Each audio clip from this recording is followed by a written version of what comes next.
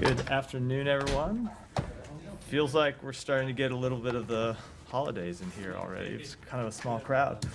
Matt, you want to kick us off? I don't have any opening comments. I have no opening comments. I'm ready to take questions. Really? Okay.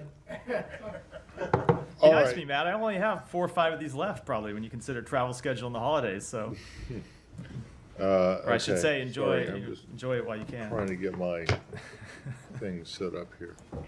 Okay, so let's start with Syria. Yeah.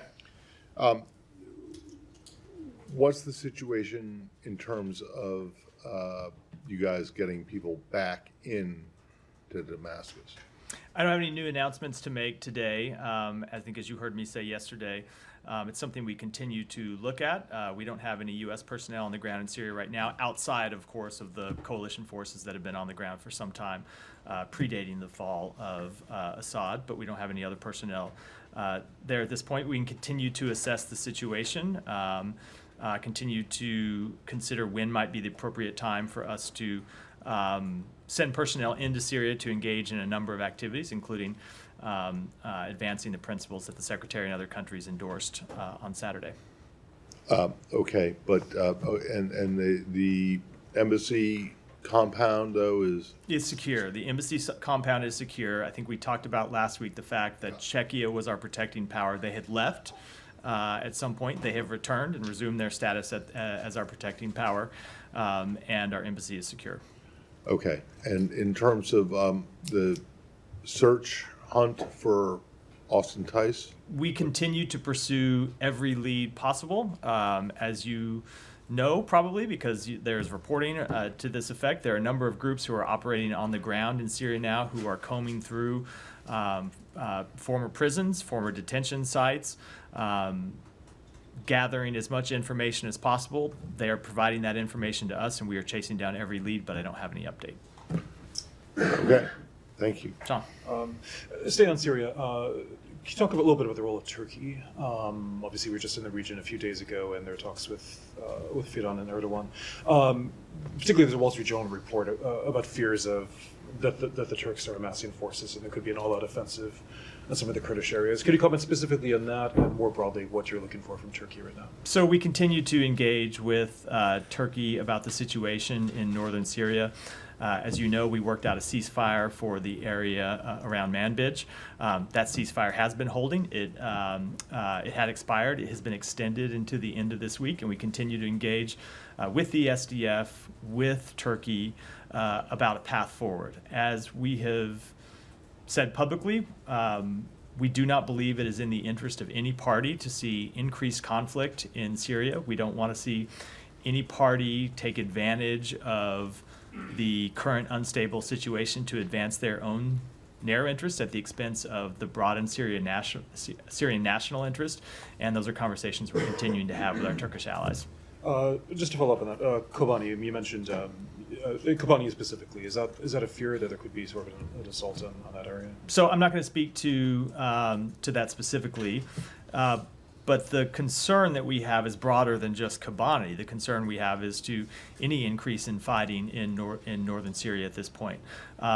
We understand the very legitimate concerns that Turkey has about the terrorist threat that the PKK poses. We understand the very legitimate concerns that Turkey has about the presence of foreign fighters inside Syria.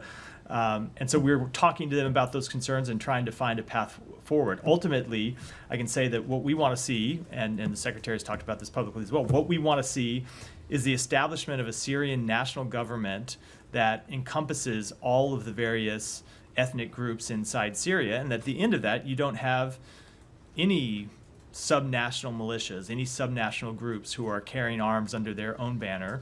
And as part of that, we certainly think it's appropriate to discuss the expulsion of foreign fighters. So you say you're talking to them about their concerns, and you just outlined what some of those concerns are. I mean, what's the path forward? Is there do you see some sort of negotiated settlement, some sort of agreement either involving the U.S. or between the between HTS and the SDF. So I don't want to get into it publicly because this is still a matter of let's say fairly intense diplomatic discussions. We were able to negotiate this ceasefire for Manbij that included the SDF withdrawing to the east of the Euphrates River. We are in conversation with the SDF, and we are in conversation with our allies in Turkey. And I should say, our other partners in the region are in conversation with Turkey about this question as well. This is not just a United States question. And we are trying to work on a path forward that de-escalates tensions. But while we're in the middle of those diplomatic discussions, I don't think I should talk about them publicly. But I also shouldn't understate that this is a challenging issue. It's a very challenging issue. There are long-standing tensions between Turkey and these groups, and so it is not an easy path forward, but it is certainly one that we're pursuing. Just one more, maybe more the sticks and the carrots. I mean, what would be the consequence if Turkey goes ahead with some operation? We saw that in 2019. How would the U.S. perceive that? I'm just not going to deal with hypotheticals at this point. We're in conversation with Turkey about the path forward, and I don't want to get into dealing with kind of an alternative scenario that may or may not occur in the first place. Can I just put a finer point on it? Did the Secretary explicitly warn the Turks not to go into Kobani when he was there last I am not going to get into private diplomatic conversations, but of course they discussed the situation in the north in some detail. Both in the phone conversations the Secretary had with the Foreign Minister before we traveled to the region last week, and in a number of conversations with the Foreign Minister while we were there. As you know, he saw him not just in Ankara, but again in Aqaba, Jordan on Saturday. And then more broadly on Syria, Matt, can you give us any more information about communications with HTS? Has there been any more than the few you referenced yesterday? And have they reacted to the principles that were outlaid in Aqaba? I don't have any further conversations to read out at this point, and I certainly wouldn't want to speak for them in terms of their reaction to the principles that we laid out. I will say, though, that when those principles were not principles that were just endorsed by the United States. Obviously, you saw the Secretary outline them first before we left for the region, but then those were principles that were endorsed by Syria's neighbors, by other countries in the region and other countries around the world. So we certainly think that they're principles that are not advancing the interests of the United States, or not just advancing the interests of countries in the region. They're principles that outline a path forward for the Syrian people, that call for respect for minority rights, call for respect for the rights of women, call for inclusive governance. And they're the type of principles that we believe are important for HTS to show they're committed to if they are truly to lead a government that represents all Syrians. And then on the search for Austin, is Roger still in Beirut? He is in Amman today. And who is he meeting with there? He is, so without getting into who he's meeting in detail, the answer I gave to Matt's question about how we are talking to groups on the ground. So Roger has a number of connections in the region. I think I've talked about Roger's approach before, and I know you all know Roger well, so I probably don't need to spell it out. But Roger's approach in dealing with these type of situations is to talk to anyone that has information, to follow any lead that he can, to chase down any potential piece of information, and to leave no stone unturned. And that's what Roger Carstens is doing in the region this week.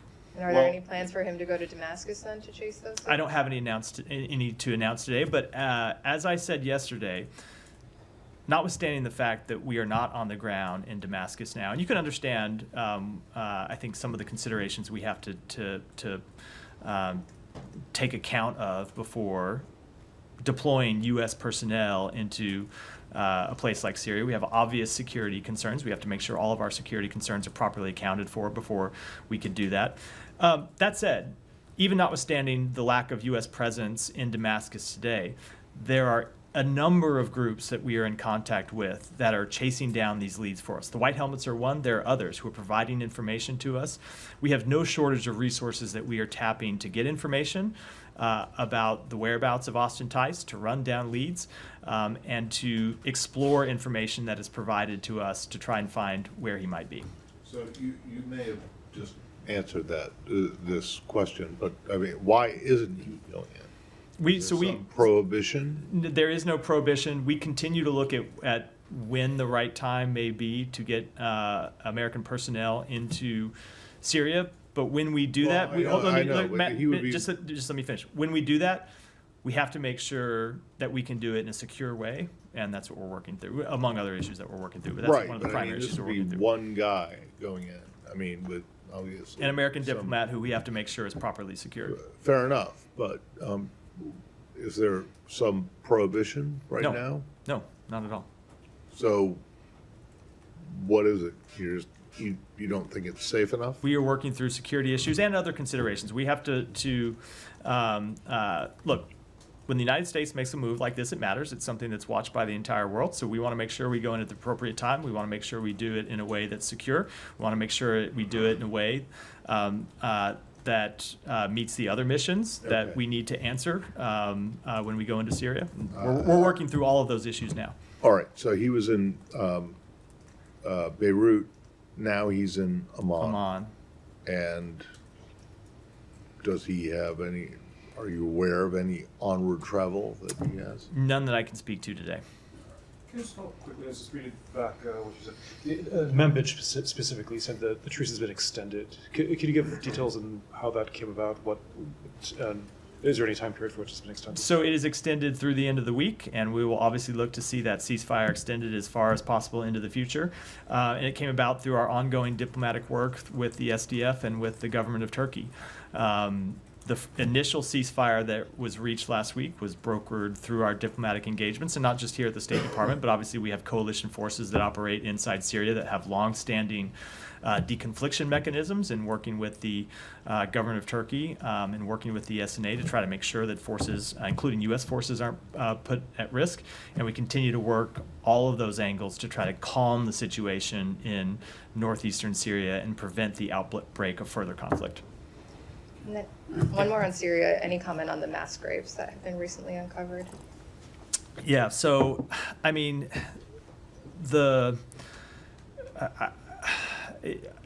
when you look at the evidence that is coming out of Syria in the now 10 days since the Assad regime fell, it continues to shock the conscience. And I'm referring not just to the mass graves that have been uncovered, but information that we have been gathering inside the United States government, including information that's not yet publicly known.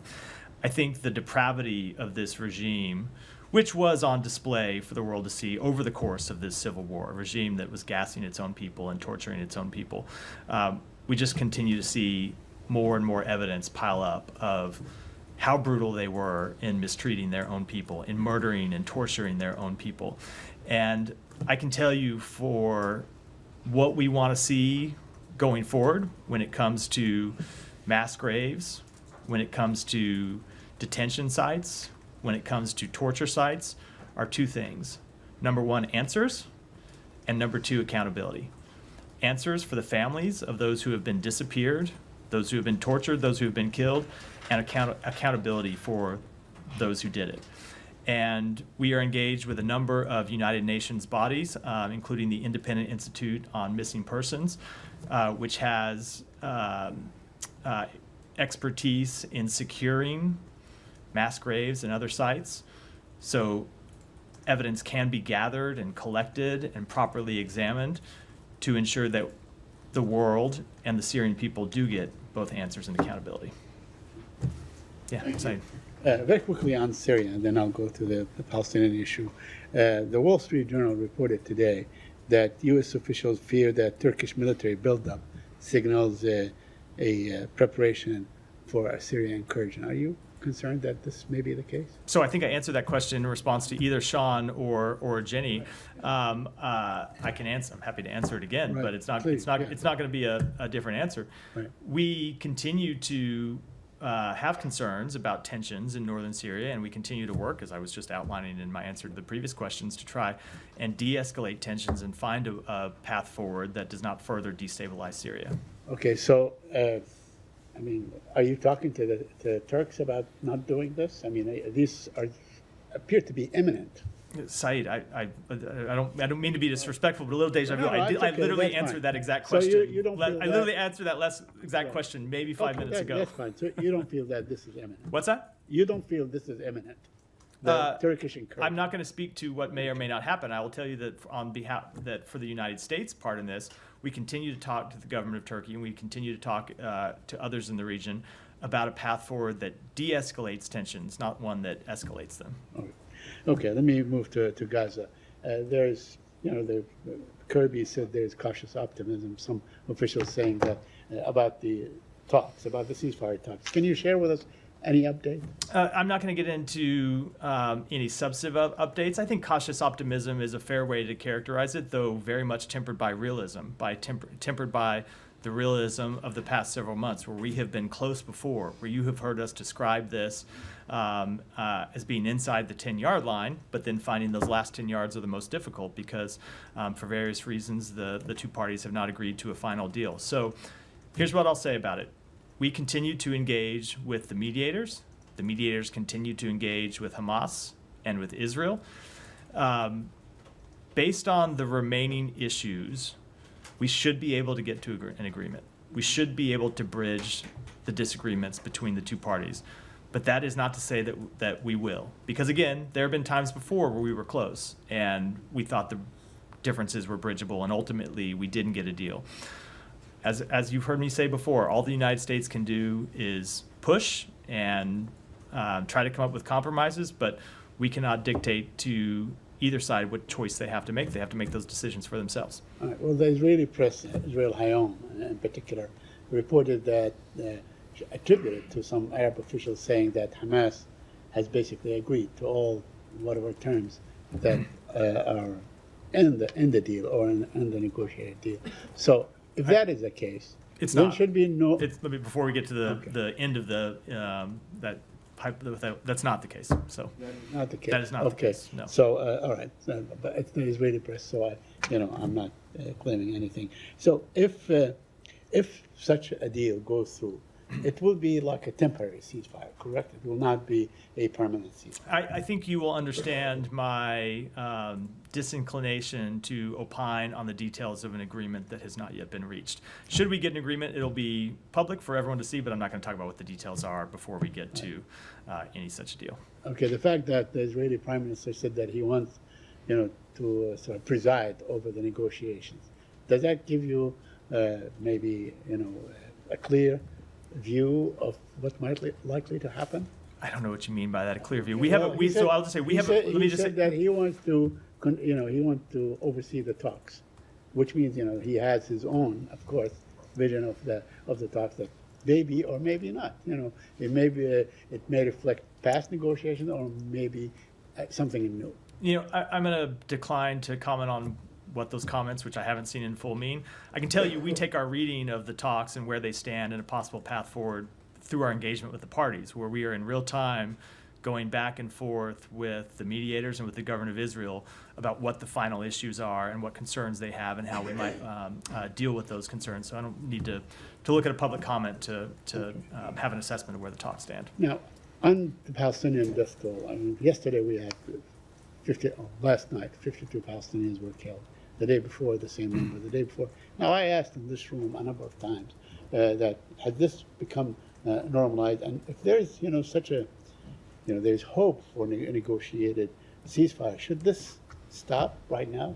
Would you call on the Israelis to end their bombardment of civilians? We are calling a on lot of civilians. We are calling on Israel to reach a ceasefire agreement. That's what we continue to work for. We have not called for them to unilaterally disarm against an enemy that is still committed to the destruction of Israel.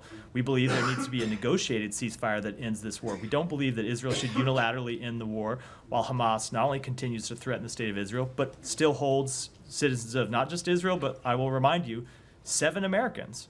7 United States citizens that continue to be held hostage in Gaza. So no, we don't support a unilateral disarmament. We support a negotiated ceasefire, and we continue to work to try to reach one. But that is One more site, and I do think I have to go to the rest of the room. That is not unilateral disarmament. The That's Israelis they can fight all they want, but they should stop bombing. Bombing from the sky. They're the only ones that have an air force that continue to bomb people. You're not telling them to stop, their let's say ground troops from doing what they're doing.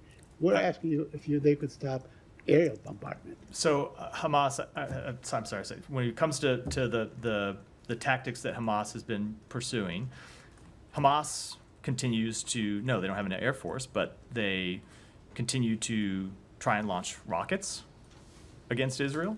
So I think it's not productive to call on Israel to stand down on any one military tactic. What's appropriate is to try and reach a ceasefire that gets the hostages home and that ultimately alleviates the suffering of the Palestinian people. Yeah, Alex. I have a couple of topics, but before I shift, can you please clarify the HTS topic? You said yesterday that they're committed to help you locate ties. Have they requested any material support, any intelligence or resources? And what is your level of confidence in What do you mean, Alex? they are not resourceful enough.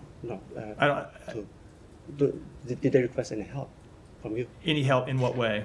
I mean, any resources? I don't understand. I just don't understand what you mean. Do you believe hold that on, they let me are- just. I don't understand what resources we would provide to search inside Syria, a country where we are not currently operating, other than our coalition forces in the eastern part of the country where HTS is in control. So I don't understand the premise. I think. Okay.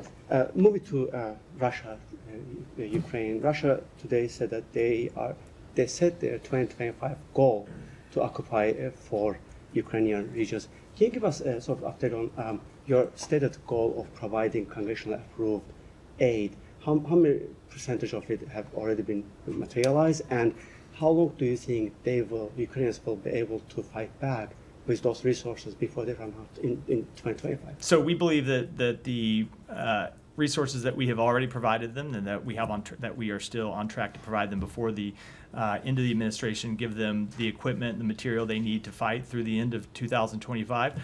As it pertains to how much of that is out the door and how much remains, these are obviously Pentagon drawdowns or Pentagon stocks. I'd refer you to them to answer that question. And on North Korean soldiers, they report that the number of casualties. Given that, are you observing any new let's say, tranche of North Korean soldiers coming from?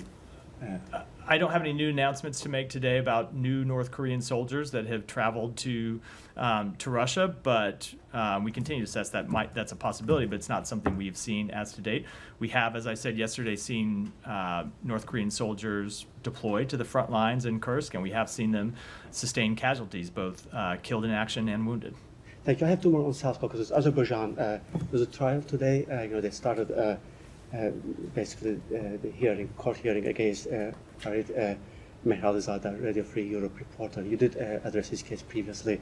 Radio Free Europe president today called the charges against him baseless. Do you have any reaction? We continue to be greatly concerned about that case and call on Azerbaijan to respect the human rights of everyone in the country, and certainly to respect media freedoms. Thank you. And finally, on Georgia, who is the current president of Georgia, in your opinion? Yeah, you know who the duly elected president is, Alex. I usually decline to try and answer gotcha questions. I'm going to do so here. I mean, you did say Go ahead. Matt. Thank you very much, Matt. Thank you very much. On November 26, 12 PTI workers were butchered in Islamabad with snipers. Congressman John James has said that this was done by a government. A government which does something like this cannot be a legitimate government. In past, it's been whatever days, I have not heard any press release or comment from you about just straight butchering of Pakistani citizens in the capital. So I will tell you that we have always been quite clear, and every time you ask me a question about this, I'm quite clear that we want to see human rights and the rule of law respected inside Pakistan. We make that clear publicly. We make that clear in our engagements with the government of Pakistan. Just before walking in here to this briefing, I was informed by my colleague that the ministers in Pakistan just got 900% increase in their salaries. Just a month ago, I asked the finance minister here in Washington, D.C., that this is it is totally unacceptable in a country where there is such poverty, where they come to the U.S. and then, they beg for money. The rulers are corrupt. Shehbaz Sharif is a known corrupt. I've been writing about him personally for 25 years, and you then one day calling his niece a milestone late. I know there's a question. I know there's a question in there somewhere. I hope that we will get to it soon. But I hope so. What's your comment about that?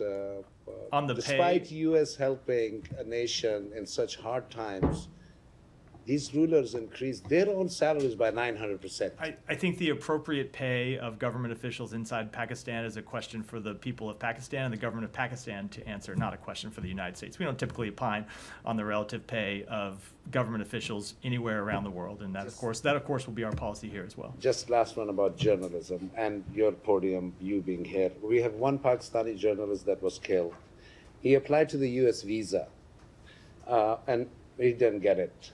On the other hand, I heard Secretary at the Foreign Affairs Committee the other day about his legacy, and he was proud of the fact that he brought 100,000, the largest evacuation done, and I totally agree with it.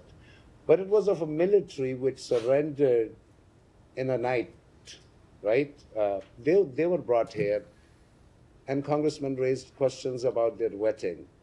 A journalist applies to a visa to the U.S. Embassy, doesn't get the visa, who's a journalist for 30 years? Right. Please, your department and I really need your support for Pakistani journalists who have Let me been just facing say, challenges. I, for quite obvious reasons, can't litigate the disposition of any one particular visa from the podium. I obviously don't know anything about that particular case or why a visa was or wasn't granted. We don't typically talk about those matters in public anyway when it comes to individual cases for obvious privacy reasons. I can tell you we are proud of the work that we have done to provide visas to refugees, to dissidents, to journalists, to those who expose corruption all around the world, and those who fight for freedom, those who are fleeing tyranny, and we will continue to do so. Thank you so much, Thank you. Matt. Thank you so much. Thank you. What political and legal system do you believe would best ensure the protection of the rights of all ethnic and religious groups in Syria, including the Kurds, your ally? Do you consider federalism to be a suitable solution in Syria? So that's not a decision for the United States to make. That is a decision for the Syrian people to make. One of the things that we have been incredibly clear about, I was going to say since the fall of the Assad regime, but really when you go back to the adoption of UN Security Council Resolution 2254, the thing that it called for was for the Assad regime to actually deal with the aspirations and demands of the Syrian people, something that he never did, and it's the chief reason for his downfall today. And so what we believe is important is that the Syrian people decide the type of government and a constitution, a framework that represents their aspirations, that represents the kind of normal compromises and a give and take that happen in civil society. And so when you see us outline principles, chief among those principles is that the path forward needs to be inclusive of all the Syrian people, that it needs to be transparent, and that it needs to be accountable, and ultimately give the Syrian people the right to answer those very legitimate questions. Following question. Do you continue to support the Kurds as your ally in Syria? Yes, we do. Can I just get back to Russia-Ukraine? Yeah. The killing, the appears to be an assassination of the chemical weapons chief, General Krylov. Want to see if, first of all, the Kremlin is saying that Ukrainian allies are to blame for this. Do you have a response specifically to that, or more broadly to his killing? I don't have any assessment on that explosion. I can tell you that the United States was not aware of it in advance and was not involved. And do you have any view on his killing, and was he a legitimate target? Regardless whether the U.S. was involved. I don't have an assessment. It's not something that we were involved in. Obviously, he was a general who was involved in a number of atrocities. He was involved in the use of chemical weapons against Ukrainian military. It's something the United States has publicly assessed before, that the Russian military under his in a unit under his command has used riot agents in violation of international law on the battlefield. But with respect to this individual incident, I don't have any comment. Okay, just a very different topic. Could I ask you, you've obviously spoken quite a bit about military aid to Israel. Dawn, the activist group founded by the late Jamal Khashoggi, is announcing a lawsuit saying that the U.S. is violating the administration is violating the Leahy Act, the Leahy laws when it comes to military aid to Israel. I know it's probably a pending case, but do you have anything specifically to say about that? No, I wasn't aware of that case, but in any event, I defer to the Department of Justice, who typically requests that we not comment on cases that they're going to have to respond to in court. Thank you so much.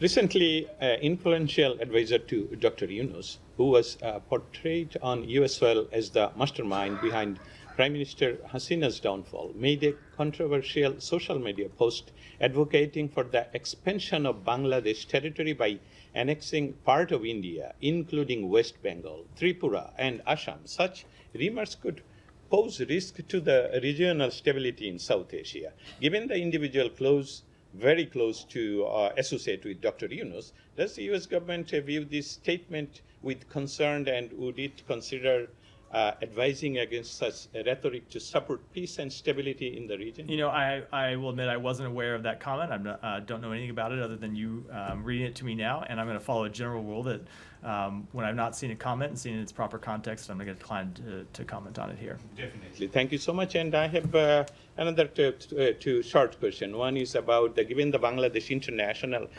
Crimes Tribunal ban on former Prime Minister Sheikh Hasina's speeches, which appears to violate constitutional right and suppress of free speech. Your comments on that?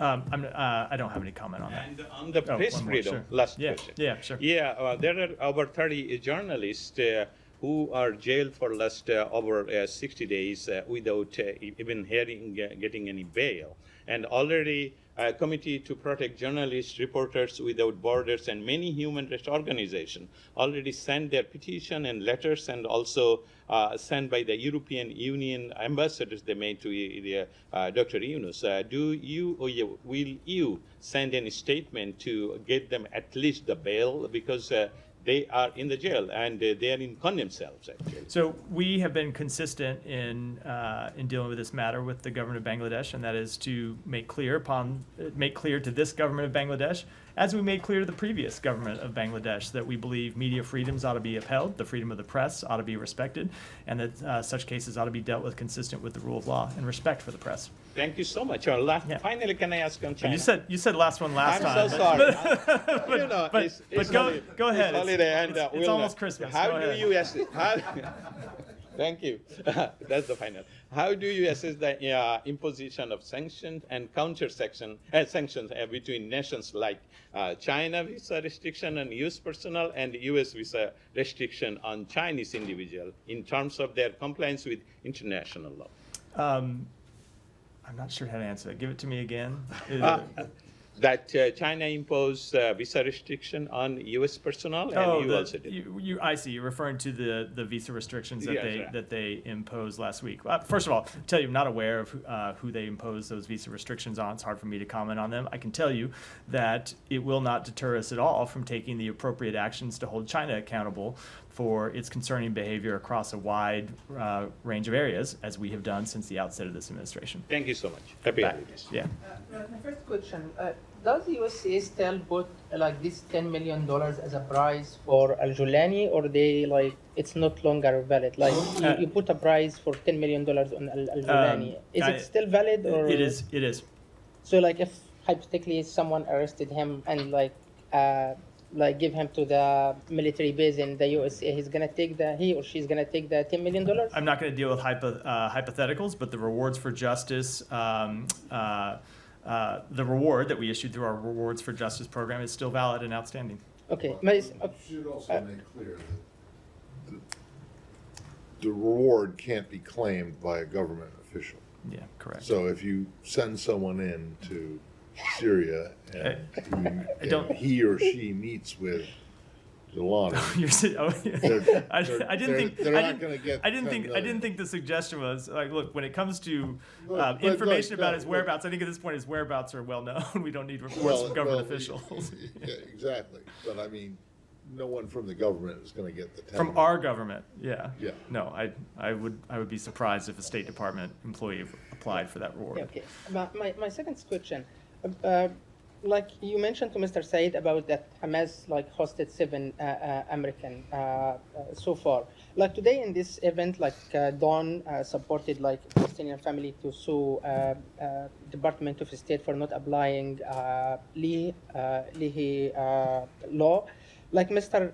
Charles Palha, he's a former director for security and human rights in Department of State. He mentioned Aisha Nouri case, and he said from his expertise that based on this law, if any like case like this, like Aisha Nouri, USA should, according to the law, to suspend like the aid until the final decision.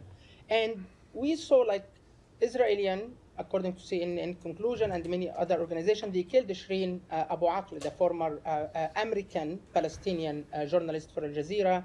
And now with Aisha Nouri, there is a kind of consensus and conclusion from multiple different organizations, human rights law, etc. They accusing like Israel. And they mentioned as well, even George Paul, that you haven't ever applied Lee Hall, you didn't suspend So let me just military aid hold to on one second, Israel. just because it is taking a while to get to the question. This is all in reference to the lawsuit that was filed that I was asked about earlier.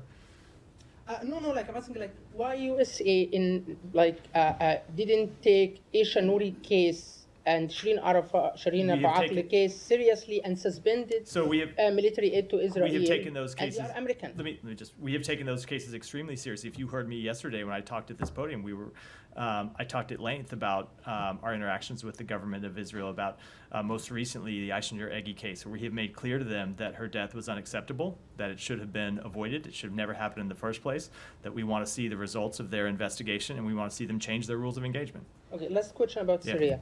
What the measurement, not timetable, measurement that should the new authority or like HTS, they have to take so USA like remove them from the terrorist group, like the measurement, not Yeah. like just the principle. Yeah. So, no, well, the principles show you exactly what we are looking to measure against, and that is an inclusive process moving forward. That is ensuring that Syria is not a base for terrorism and does not pose a threat to its neighbors. It's ensuring that humanitarian aid is allowed into Syria, and it is ensuring that the rights and freedoms of all the Syrian people are respected.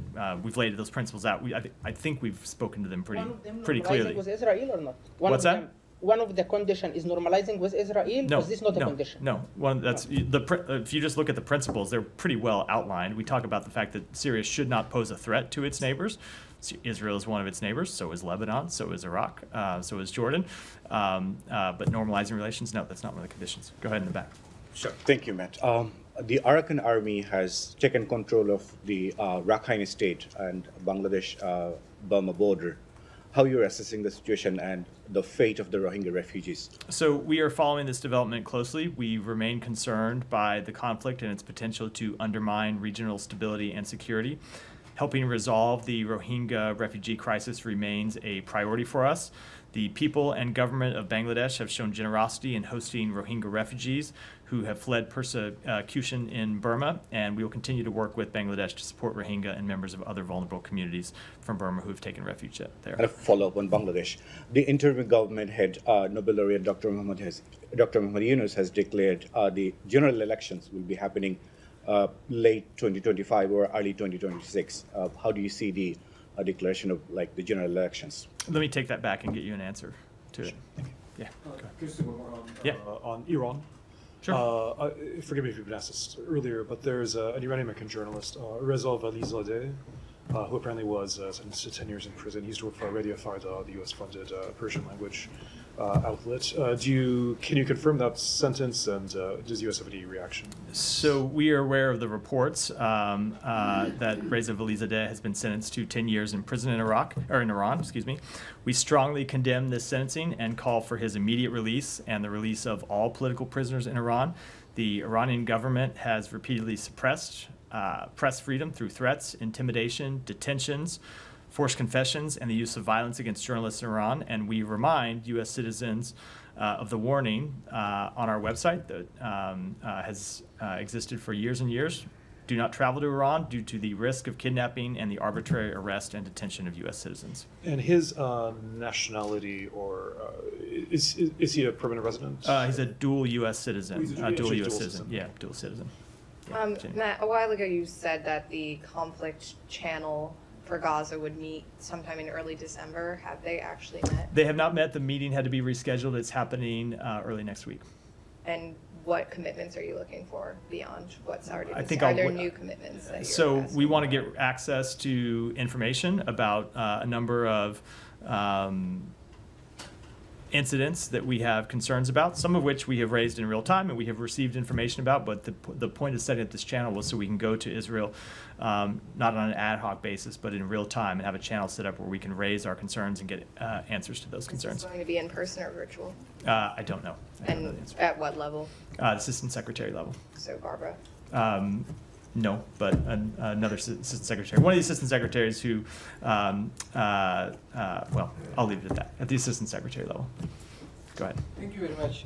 So when you said you have ability to engage with the organizations like HTS and other terrorist organizations, so can we believe that in past you have engagements and conversation with that terrorist groups, even when you have active military operations against them, specifically Afghan Taliban, ISIS, and Al Qaeda? Yeah, we have the ability. So I'm not aware of any engagements with Al Qaeda, but we do have the ability to engage with designated terrorist groups when it is in our interest. We have engagements with the Taliban to advance United States national interests, and we have engagements with HTS to advance United States national interests, including, of course, finding and returning home the American journalist Austin Tice.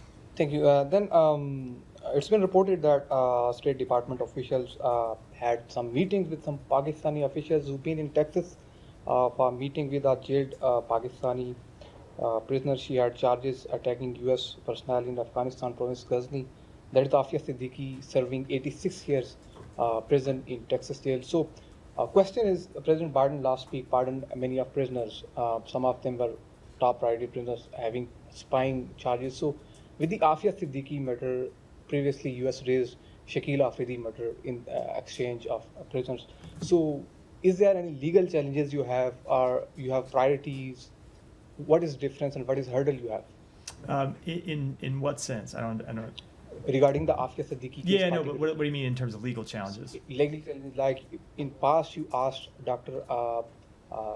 Shakil Afridi exchange of Yeah. Dr. Afia Siddiqui. Yeah. So is that still conditioned with Pakistan? I would refer you to the Department of Justice to speak to that. One And last. Let me go to Nike, and then we'll wrap for today. Matt, I would like to ask a question. One of the worst humanitarian crises now in Sudan that has received very little attention. Do you have anything on Human Rights Watch report that says Sudanese RSF is accused of rape and sexual slavery?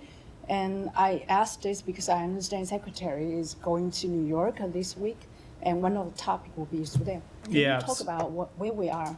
You were right that there is no conflict in the world that deserves more attention and gets less from the broad public than the ongoing civil war in Sudan, which has had just horrific effects for the Sudanese people. Lack of access to food, war crimes and atrocities committed by both the SAF and the RSF. I can tell you that Secretary Blinken will be chairing a session of the United Nations Security Council on Thursday in New York to continue to draw attention to the crisis in Sudan, but also to push for a way to resolve it. As you know, we have been pushing for some time for a ceasefire, and the parties have been willing to agree to that at various times.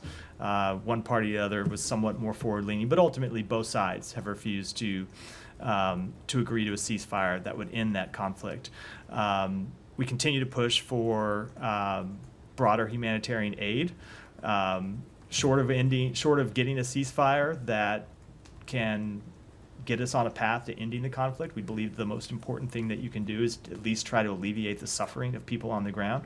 And so you have seen us flow millions and millions of dollars in humanitarian assistance into Sudan, and we'll continue to do that, and we'll have more announcements to make in that regard, and we'll continue to work with donors around the world to try to bring more humanitarian assistance in to the people who are suffering from this conflict that they did not start, but they are the ongoing victims of. And with that, wrap for today. Thanks, everyone. Thank you so much.